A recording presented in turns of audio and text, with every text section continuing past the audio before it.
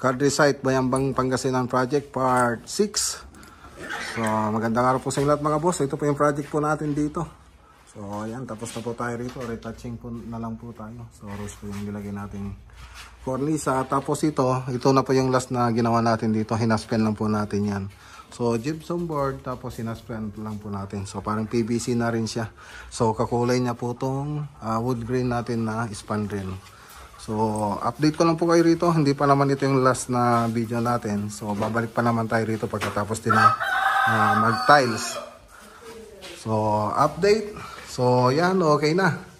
So yung pintura pala na ginamit natin dito sa labas, smoke gray, tapos seal gray tsaka white. Tapos dito naman taste of gray, tapos blue tsaka orange.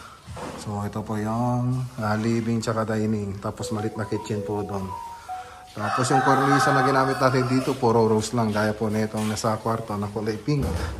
Yan o, rose din po yung nilagay natin dito. So ganun din sa mga boss dito sa kabilang kwarto. So rose din. Okay. So punta naman tayo dito sa labas para makita natin yung pintura dito sa labas. Ito po yung seal gray ng Davis. Tapos smoke gray ng Davis. So yan lang po yung update dito sa Country Site Bayambang Pangasinan Project. Magandang araw po sa lahat at God bless.